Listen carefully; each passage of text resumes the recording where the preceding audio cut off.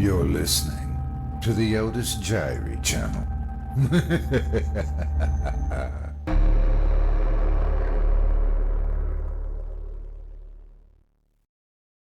The Thumping in the Basement by Tonia Brown, performed by Otis Jiry.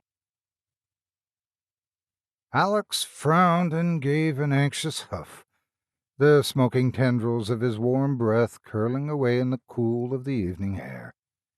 As he huffed and frowned, he glowered, furrowing his brow at the door with abject intensity, as if the act of scowling at the barrier could force it open, or, better still, make it disappear altogether.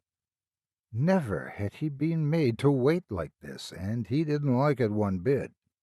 He tried knocking, as many as a dozen knocks, and ringing the bell, at least a half-dozen rings.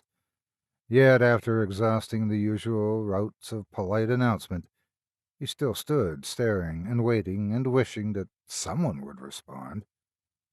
What would he do if no one answered? When the carriage dropped Alexander Meeks almost a quarter-mile from the house, as the horses refused to take a single step closer, the driver was very clear about his unwillingness to return any time soon. Alex laughed about it then. He wasn't laughing now. In the solitude of the moment, Alex actually grew aware of the silence surrounding him. Turning about, he gazed into the canopy of the forest, the tree line, a mere 10 feet from the house itself. At least 40 or more acres of such woods surrounded the huge house, the perfect retreat for a total recluse, or rather his potential employer. But instead of a forest song of twitters and grunts and growls, the woods were as quiet as a graveyard. Quieter. Just under this roar of silence, somewhere in the distance, Alex thought he could make out the faint echoing of hoofsteps as the carriage horses made their return trip into the small town of Frog Lick, some 60 miles from where he stood. Waiting, in the cold, alone.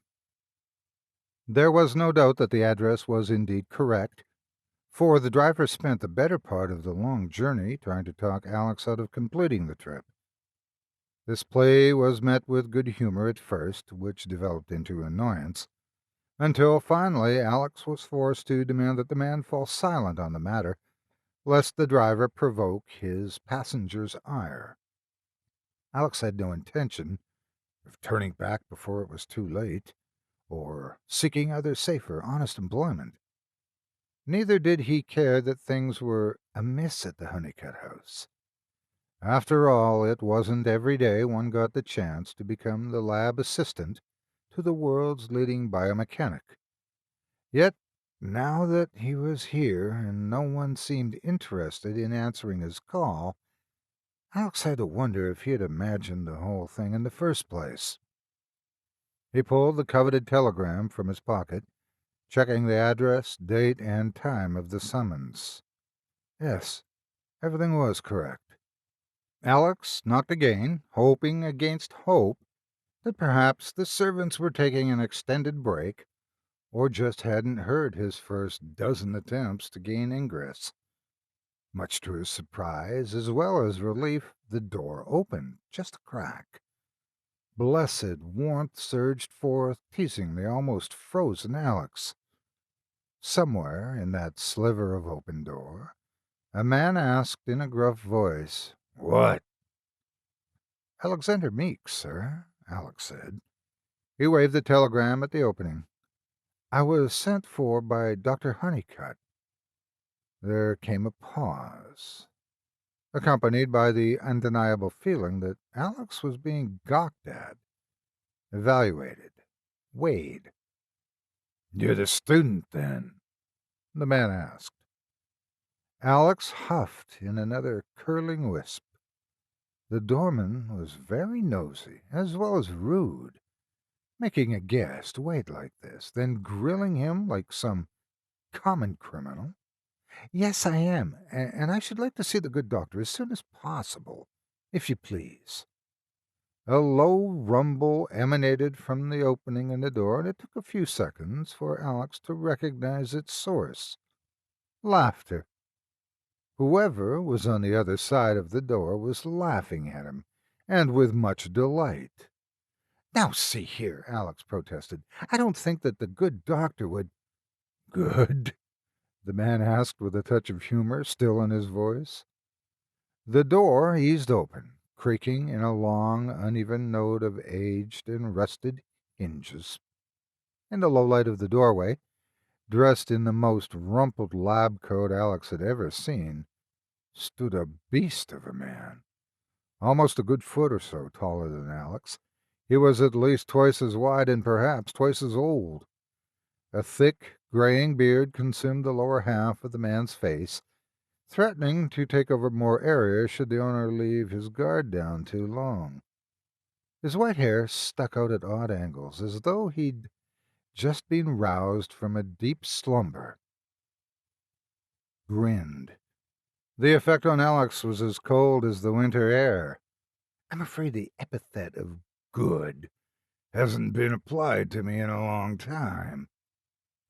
Dr. Honeycutt? Alex asked. He then gasped when he realized his error. I apologize if I seemed impertinent. I didn't realize it was you. Honeycutt waved away Alex's concern.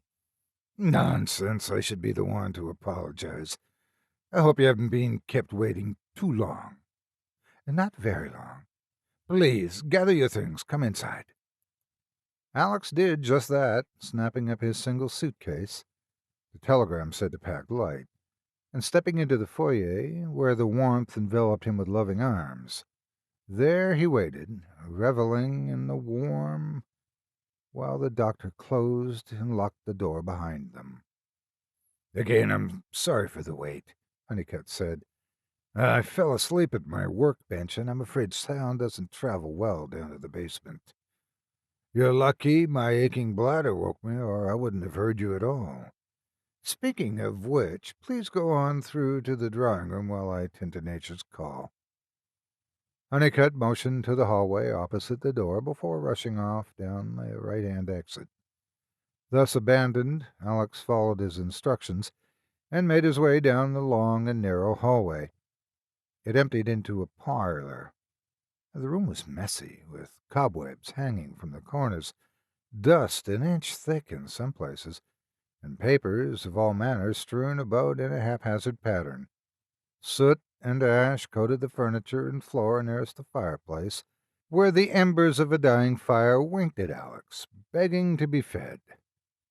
Though he was born and bred in the northern half of the States, Alex never enjoyed the chill of winter, and absolutely despised snowfall and below-freezing temperatures. He had heard winters in the South were mild compared to what he was used to, but even so, he considered anything below a warm summer's day as too cold.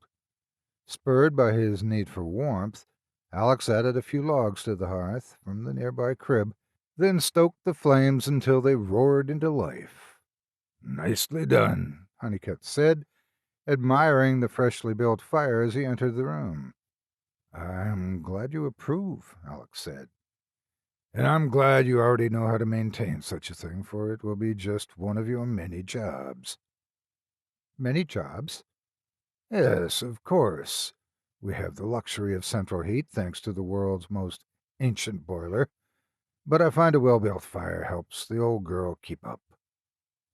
What other tasks are you expecting me to perform aside from helping you in the lab?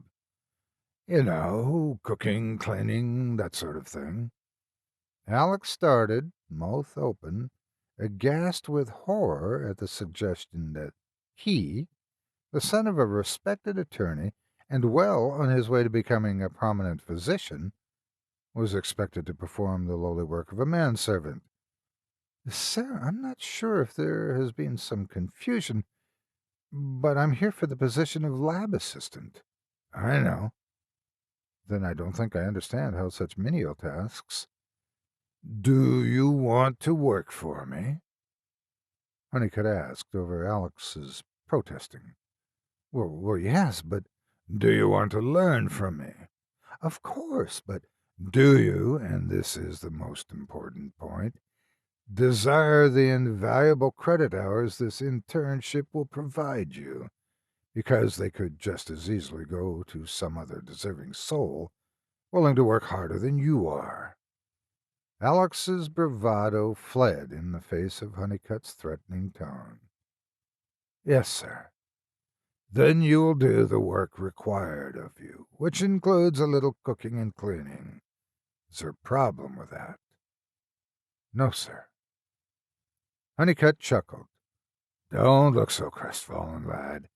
I wouldn't ask you to lower your station as such, but my personal staff has taken to illness lately. First the cook, then the maids, and finally my valet. In short, I am short-handed, lad, and I need your help. Which, of course, explained the lack of a doorman, the filth of the parlor, and the state of the doctor. And he did ask for Alex's help. I'll do my best. I'm sure you will. Now, come, let me show you around. Alex Meeks spent the rest of the day familiarizing himself with the Honeycutt estate. A one-story house of enormous size, complete with empty tables. The doctor explained he owned no horses at the moment, and a roomy but unused barn. The doctor owned no livestock. The house itself consisted of a simple layout, a simple floor with 15 rooms, most of which were storage rooms, all of which were in dire need of cleaning. Alex was told to select a room, only to be warned that he would have to prepare it himself, considering the housekeeping staff was on sick leave. Then it was on to the basement and the marvel within. You will spend most of your time down here, Honeycutt explained as they reached the bottom step. The stairs emptied into a single enormous room, and Alex's eyes grew wide at the sight of the place. The laboratory of Dr. Henry Honeycutt. It wasn't quite the marvel he expected. For starters, it was even filthier than the rest of the house combined. But, with all things considered, Alex was still pleased. The room was dominated by the signs of science hard at work, gears and gadgets, machine upon machine, test tubes, and countless other pieces of miscellaneous lab equipment.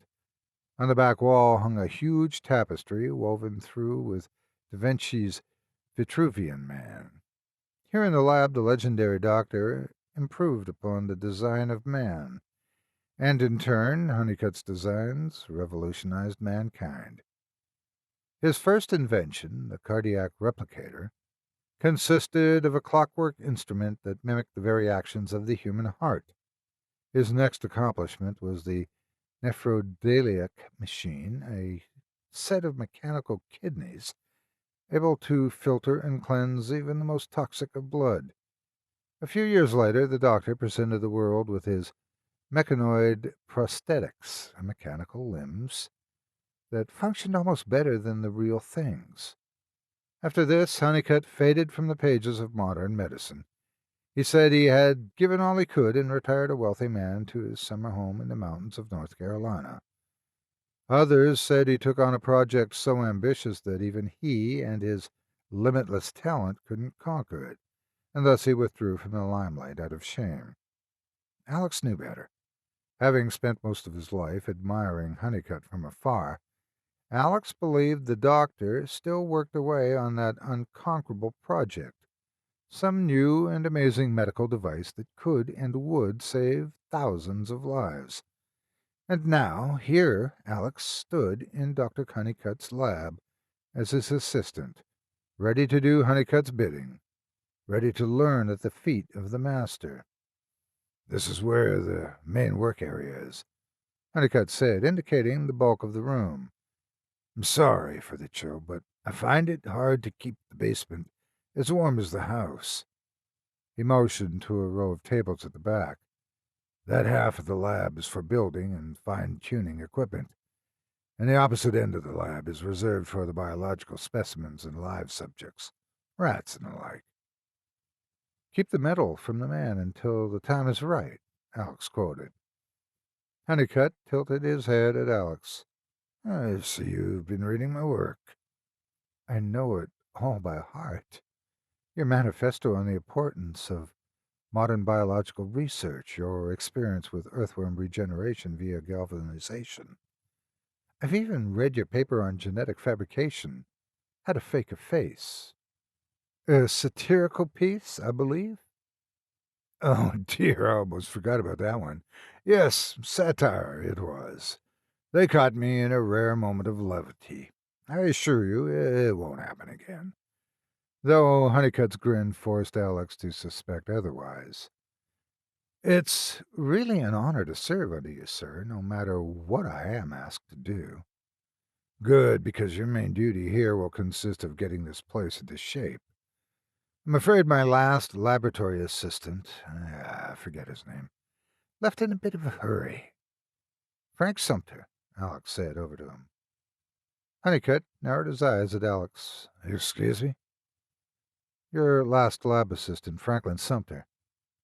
Confusion continued to fill Honeycutt's eyes, so Alex explained. We were at university together. Honeycutt visibly relaxed at this.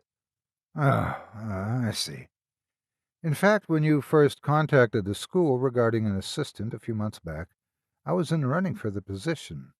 A lot of us vied for the spot. Very stiff competition, you see. But it came down to Frank and me, Alex sighed.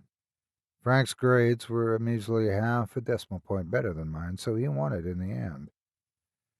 I find academic types rely too heavily on numbers and not enough on heart. Alex nodded.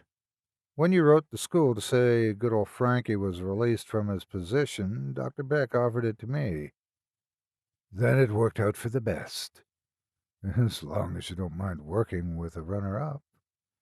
Not at all. I've seen your academic files, and in my opinion, your way.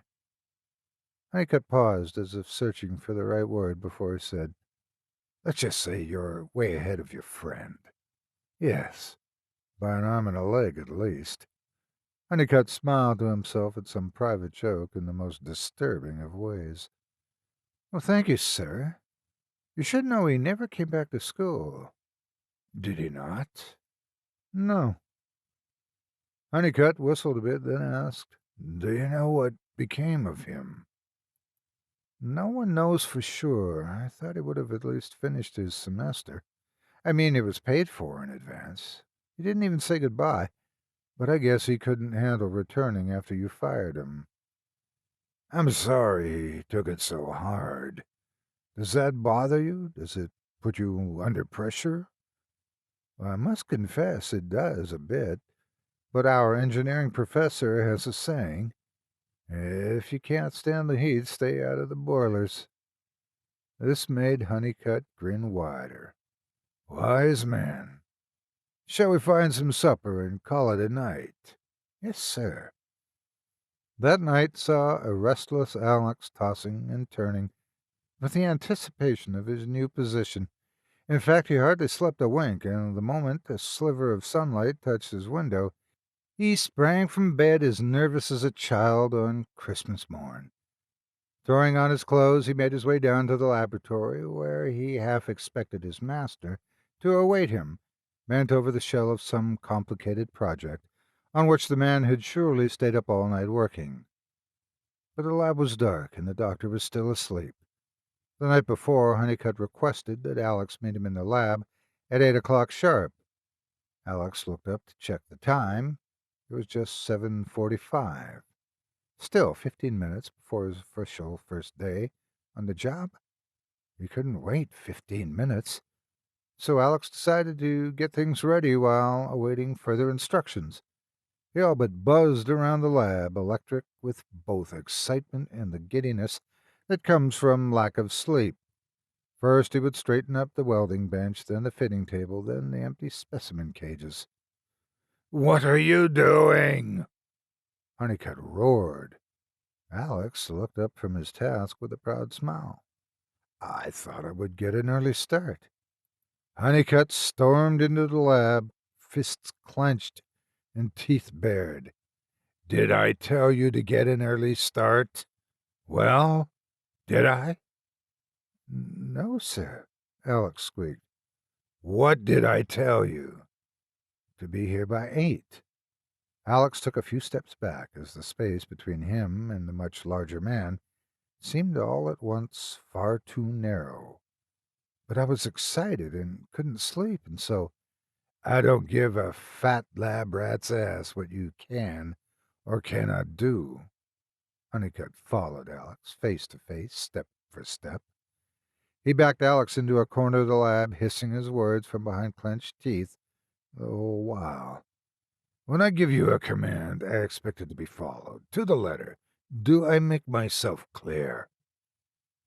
Alex swallowed hard and tried not to tremble. He failed. Honeycutt, perhaps seeing the effect he had upon the poor lad, drew a deep breath, smoothed down his wild hair, and took a few steps away from the trembling intern. I don't like to be thought of as unpleasant, but I do expect more from my staff. You'll find I have a few rules, but this one is cardinal. Do not, under any circumstance, enter my laboratory without my accompaniment, or at the very least my knowledge. I like to think of myself as progressive, but having a student running about willy-nilly in my lab alone will not be tolerated. Do you understand? Yes, sir, Alex finally managed. The doctor clapped, loud and sharp, before he rubbed his hands together. Well, since you're so eager to get started, let us get started. You can begin with the refuge traps under the specimen cages. There are enough droppings under there to fertilize an entire farm. Yes, sir. The following days passed with depressing regularity, save for that single outburst. Honeycutt was pleasant and at times downright amusing, yet he wasn't much of an instructor. Alex thought, as the doctor's aide, he would snag a precarious place on the razor's edge of technology.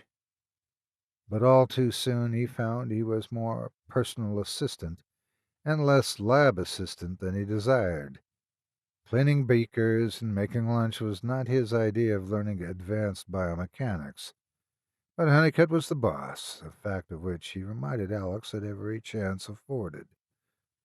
After almost a week of this repetition and monotony, boredom begat insomnia, and so his mind, unchallenged during the daylight hours, took to wandering at night, leaving poor Alex exhausted upon sunrise. There was little he could do to combat this sleeplessness. Night after night he sat in his room wide awake, reading or working complex algebra or composing poetry, anything to wear out his restless intellect. It was just such a night when Alex heard the thumping in the basement. Thump, thump, thump. The sound drifted up through the floorboards, a soft series of pulsating throbs that emanated from somewhere deep in the lower level below. At first, he thought it sounded like the boiler acting up. The university back home was known to have noisy pipes, and, as his professor described it, a mouthy boiler. Perhaps the doctor had similar issues with his pipes. Honeycutt did mention that the boiler was very old, ancient, yet the thumps didn't sound like pipes or a feisty piece of machinery. They sounded thick, almost damp, and heavy with untold weight. Intrigued by the distraction, Alex got to his knees and pressed an ear against the cold wooden slats of the bare floor. The pounding was rhythmic. Alex listened for a few moments, trying to discern a pattern to the thumps, seeking telltale signs of a bent pipe or busted coil. He couldn't tell for certain what he was hearing. Not through the floor like this. No, he would have to go down and have a good listen from the basement. And there lay the problem. Honeycutt was emphatic that no one entering his lab without permission. Alex sat back on his heels for a moment and considered this. His conclusion was dreadful. If permission was needed, then permission must be requested. He would have to wake Honeycutt. Alex hauled himself to his feet, filled with utter dread. Sliding into his dressing gown, he stepped into the darkened hallway, hissing at the chill in the air. The atmosphere of his bedroom was augmented by a well-maintained fire, while the rest of the house suffered from the dropping winter temperatures with which the ancient boiler was unable to keep up. It was one reason Alex kept to his room rather than roam in the midnight hours, but spurred by the power of curiosity, he pushed aside his hatred for the cold and made his way down to Honeycutt's room. Rapping gently on the door, Alex called out, "Dr. Honeycutt!" A slight snore drifted through the thin wood. Alex looked to the heavens for help, then rapped again. "Doctor, I need to speak to you, sir." More snoring, followed by a loud snort, then even louder snoring. Honeycutt was indeed a heavy sleeper, and poor Alex, at a loss for direction or advice, went on back to his warmish bed. And there the thumping haunted him. It seemed so much louder now, though it probably wasn't. Alex believed the knowledge of the sound made it seem louder. It was the expectation of the thumping that amplified the noise. No, not amplified. Honed, directed, and propelled the thumping straight into Alex's very soul. Thump, thump, thump. After a good hour of listening to this, Alex finally sat up in his bed. "That's about enough of that," he whispered to no one in particular. Slipping back into his gown, Alex lit a lantern and set off to discover the root of the noise. He worried that one of the lab rats had escaped, or perhaps a squirrel had made its way into the basement insulation. Either way, such animals could prove a terrible danger to the sensitive lab equipment. Alex would rather be wrong and brave Honeycutt's sharp tongue for disobeying than just let some vermin wander about the laboratory alone. As usual, the lab was far colder than the rest of the house. Alex shivered as he climbed down the stairs, partly from the chill in the air, partly from his overwhelming fear. Should Honeycutt awaken and find his wayward assistant alone in the lab, there would be such hell to pay. Yet the moment Alex reached the bottom step, where the thumping echoed with such intensity that it rattled the beakers in their racks, he knew he had made the right choice. Something was down here. Something, or someone. Alex stood in total silence, straining to listen to the source of the noise. It was so strong down here, he was surprised it didn't reverberate more throughout the house. He realized good insulation was probably to blame for dampening the sound, but nothing dampened it here. Alex closed his eyes and listened. The thumping seemed to come from everywhere at once. No, wait, not everywhere. The sound was ahead of him, across the room. Alex sought the noise with a nervous pace, keeping one eye on the stairs and his ears trained to the heavy thumping ahead of him as he inspected every inch of the lab. Eventually, he reached the opposite side of the room, where, after checking under each bench and across every table, inside every cabinet, and behind each shelf, Alex found nothing. Yet still there came the thumping. Thump, thump, thump. He stood motionless again, back to the tapestry, ears alive with the droning thumps, when he felt an odd sensation. A breeze. The fingers of a chilly current caressed his bare ankles and threatened to blow straight up his dressing gown should he remain still for much longer. Alex held the lantern out and turned this way and that. The very edge of the tapestry, the corner nearest him, swayed with the same draft. His curiosity renewed, Alex approached the hanging, gripping the corner and pulling the heavy fabric aside.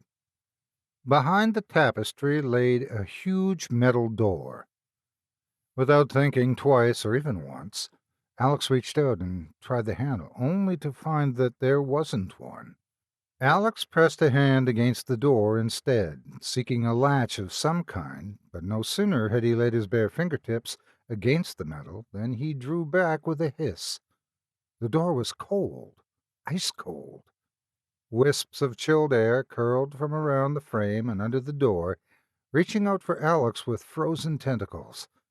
Atop this development, Alex realized he now heard the thumps with a resounding clarity. Whatever or whoever was causing the thumps was doing so just on the other side of this door, this very large, frozen metal door. Thump, thump, thump. Alex stared at the frozen door, more curious than ever as to what on earth could cause such a racket. Thump, thump, thump. "Hello?" Alex called out as loud as he dared, at which the thumping promptly ceased. Alex gave a small shriek of surprise in the wake of silence. In a rush to cover his traitorous mouth, he fumbled his source of light. The metal and glass contraption tipped from his trembling fingers and fell to the floor in a loud clatter. The flame puffed out. Gloom swallowed him whole. Remaining as still as his twitching body could manage, Alex drew ragged breaths while his heart hammered against his breastbone with all the pace of a jackrabbit's overactive feet. Several moments passed, which stretched into several minutes, but Honeycutt never appeared. Counting his lucky stars, which were many, the fact that the lantern didn't shatter on impact, that he had the forethought to bring extra matches along, and that Honeycutt was such a heavy sleeper, Alex lit the lantern again. Just as it flared into life, the sound began anew. Alex clutched the lamp tighter to keep from dropping it a second time. The thumping was irregular, still rhythmic, but odd in its timing. Soon a pattern emerged. 3 short thumps, followed by a series of heavier beats, followed again by the 3 frantic thumps, then a long pause before the sequence was repeated. Thump, thump, thump, thump, thump, thump, thump, thump, thump. Alex furrowed his brow at the door and the thumps beyond. It sounded... Yes, it sounded... Yet it couldn't be. But it did. He only recognized the pattern because of his time at the university. It was a common practice for the students to utilize such knocks so they could gossip quietly after curfew, or even pass answers back and forth in the mid-class through a series of surreptitious knocks. In fact, without knowing the secret of Morse code, Alex would never have passed Greek Literature 101. And here it made little sense, but the thumps, 3 short, 3 long, 3 short, sounded exactly like Morse code. Or, more to be precise, the call for SOS, a call for help. "Hello?" Alex whispered. "Is someone in trouble there?" The thumps halted once more, only to start anew with a fresh pattern of long and short beats. Alex listened in horror as the letters formed, and he recognized the single word the code spelled out. Alex. It took everything he had to hang on to the lantern. The thumping spelled his name once more, then returned to its plea for help. Thump, thump, thump. Thump, thump, thump, thump, thump, thump. Trembling, more now from fear than from that dreadful chill, Alex ogled the door and wondered just how he was going to get past such a metal monstrosity. The thing towered 8 feet if it towered an inch. Could he make his way past such a daunting barrier? But wait now, what was that? Alex spied what looked like the lever side of a lock. Raising the lamp, he followed a long line of similar latches, almost 13 in all. The room was locked from his side, the outside.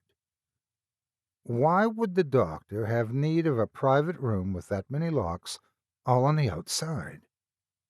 A burning need to know consumed Alex, overpowering every other emotion, sensation, or desire. His terrible fear, the chill, even his worry of being caught were all reduced to ashes in the flames of his curiosity. He had to get beyond that barrier. He had to know what was inside. The locks provided a challenge, each lever stiff from their exposure to such chilling temperatures.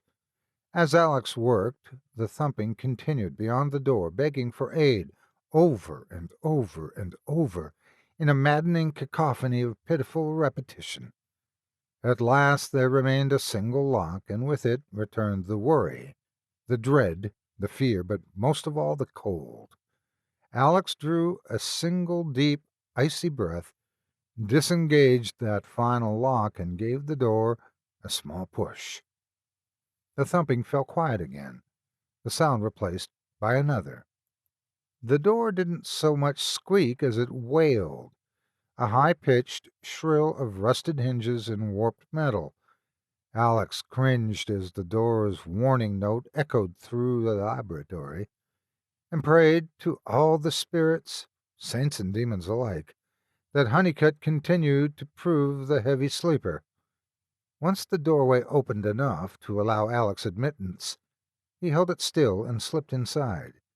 Beyond the door was a much smaller room, no larger than the very room Alex had chosen for himself. It dawned upon him then, based on his limited knowledge of the house's layout, that this room must be directly under his, which explained why he heard the knocking at all, and perhaps the reason Honeycutt seemed to not hear it.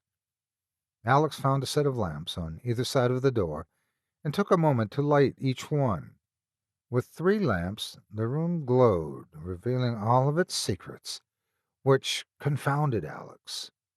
He expected to see someone, but no one was inside. The room was empty.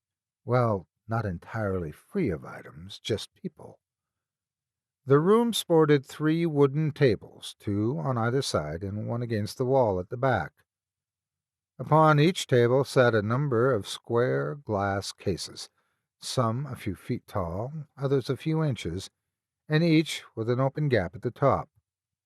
The cases reminded Alex of the strange glass aquariums he'd witnessed when his family visited the London Zoo a few years ago.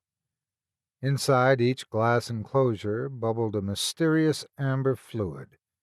Tubes and wires and other fixtures ran into each other through the gap at the top and down into the bubbling fluids. These tubes traveled the length of the room, connecting to a large machine in the back corner. The machine ticked and hummed softly, doing whatever it was designed to do with quiet efficiency. Alex took all this in, piece by piece, using every bit of intellect at his disposal to make sense of what he was seeing without trespassing too far into Dr. Honeycutt's secret lair. But it was no good. He was going to have to delve deeper, inspect closer, go farther into the room. When he moved toward the container on the right side, he caught the shadow of something suspended within the amber fluid, something floating inside the glass container. He drew closer still, unprepared for the sight that awaited him. For inside the container, attached to the plethora of tubes and wires and harnesses, floated a nightmarish vision. An entire human leg. From hip to toes, the thing was intact. One could just make out the head of the femur, the meaty tissue of the upper thigh encasing the round protrusion of bone. Large, muscled, and toned, the leg had a rich layer of manly hair. Loose veins and strings of muscle fluttered in the fluid, undulating in a wild dance between the rising bubbles, and the leg twitched as if alive. Alex jawed the air in total shock, raising his back of his hand to his mouth as he retched at the horrid sight. He turned to the next case, his eyes even wider with the discovery of yet another leg. This limb was smaller, more delicate and shapely, obviously female. More wires and tubes connected this second leg to the machine at the far end of the room. But more intriguing, this leg twitched as well. Revolted and intrigued at the same time, Alex inspected each case. An arm here, another leg there, a hand, a foot, even a few torsos. One, to Alex's embarrassment, was the nude body of a female, with full breasts still intact. As he moved from case to case, A dreadful notion struck Alex. From what he could tell, each body part was either perfectly formed or perfectly disarticulated from their respective hosts and still functioning. "I was beginning to worry about you," Honeycutt said. Alex whipped about in place to find the doctor watching from the doorway. "Sir, I. Honeycutt didn't seem bothered by Alex's lack of excuses. "I was wondering how long it would take you to stumble upon this room. How long it would take before I could introduce you to my real work." "Work?" Alex glanced about the cases. "This is work?" "Of course." Honeycutt, also dressed in his nightclothes, stepped into the icy room and laid a hand on the nearest case. "My greatest work, my legacy. This will change the world, young Alex. Change the world." "You mean you grew these things?" Honeycutt cut loose with a maniacal laugh that filled the room and chilled Alex to the very bone, even more so than the cold air. "Grew them? Of course not. I might be good, but I'm not that good." "Then you— Oh, dear God." Alex covered his mouth before he could gasp aloud. "I started with animals as test subjects first, rabbits, deer, whatever the woods would provide," Honeycutt sighed. "But I found such animals lacked the tenacity that I needed, the vigor of the greatest living machine, the human body." Horrified by the doctor's words, Alex stepped back, putting as much distance as he could between himself and the terrible man he had admired for so long. "My reclusiveness proved a problem at first," the doctor said. "You see, I require live specimens. Sure, I have to keep them practically frozen to ensure they remain fresh, but they must be alive when I start the process of preservation. And I couldn't just start inviting people to visit out of the blue. That would have raised eyebrows and provoked unwelcome suspicion. No, I had to take my specimens from where I could find them, from my own home."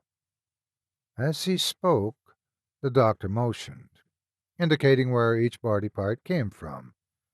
"First my cook, then my maids, my driver, my stable hands, my valet, and eventually my assistant." "Your assistant?"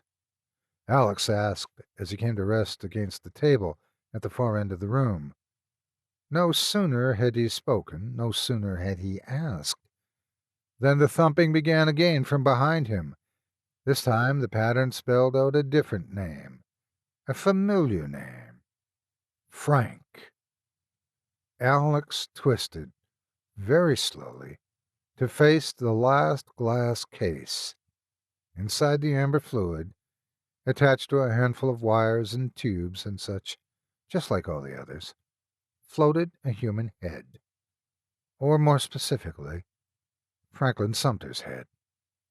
Through the viscous amber fluid, the free-floating head looked up at Alex with a piteous expression.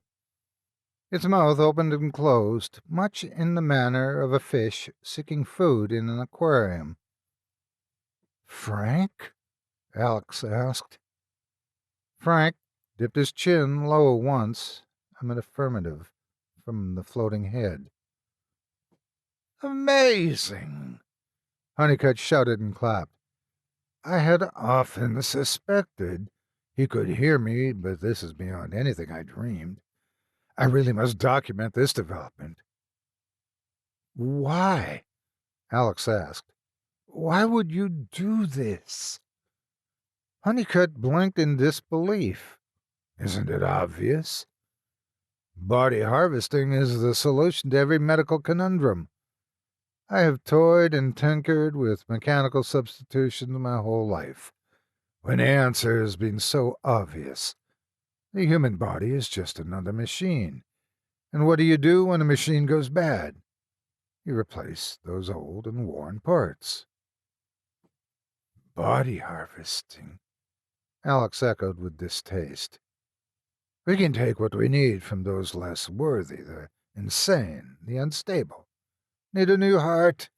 Take one from a criminal. He doesn't deserve it. He certainly isn't using it. Honeycutt laughed aloud again. But killing people and cutting them up like this? Certainly there's another way to research the possibilities of organ donation. I'm afraid not.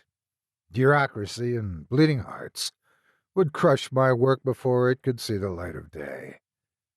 Honeycutt moved to the doorway again, but just before he passed through, he looked to Alex. Now, I'm going to give you one chance. Join me. Make history with me. As you have seen, I don't really need a lab assistant, but I do need someone to maintain my home who understands how important my work is. Someone who can cook and clean. Someone who can also pull duty in the lab when needed. Someone who can bring me fresh specimens. Tell me, Alex, do you want to be that someone? Do you want to help me change the world? What Alex meant to say was yes. What he meant to say was, that sounds like a fine idea. What he meant to say was, sure thing. Just let me go change into my clothes and we could start tonight. Then he meant to slip off into the night and get the hell out of this insane asylum, and as far from Dr. Honeycutt as he could before calling the authorities and reporting everything he'd just seen and heard. But that's not what Alex said. Instead, Alex said, "You're crazy." The words were out of his mouth before he realized he'd said them. He grabbed the air in front of his lips, trying to catch the phrase, before it traveled across the room into Honeycutt's ears. But it was far too late. He had said it. He may have meant it, but he didn't mean to say it. Honeycutt sighed. I thought as much. It's a shame. I really did like you. I was speaking earnestly when I said you were a clever lad. But you made your choice. I suppose I'll have to send away to another school and try again. What? What do you mean? I mean, I don't have much use for your sickly body, but I am very interested in that clever brain of yours. That said, Honeycutt slipped through the exit and closed it behind him. Alex leapt toward the door, but it was far too late. The metallic clicks of 13 locks resounded throughout the frozen room, each landing on his ears with the weight of gunfire. He pushed and pried, beat and begged, but there was no moving the door or the doctor's heart. The room wheezed with a sudden blast of cold air, and Alex shivered as the temperature dropped at least 20 more degrees. Alex's fingers took on a blue hue, and his chest ached with every breath. Freeze, he stammered. He's going to freeze me to death. From the other side of the room, the head tapped against the glass, spelling out Frank's last message in dull thumps that echoed throughout the room. One last request. One last plea. Kill me. Yes, as his last act on earth, Alex would free the poor man from such a hideous fate. He pulled the wires and plugs from Frank's enclosure, hoping that the head would die before the doctor returned. After this, Alex found he had to lie down to keep from collapsing. The mist of his breath, dense as a thick fog only moments before, became thinner and thinner, his lungs growing as cold as the surrounding air. As the chill folded its frozen arms around Alex's weak body, he had time to wonder about one last thing. He only hoped the next lab assistant would know Morse code.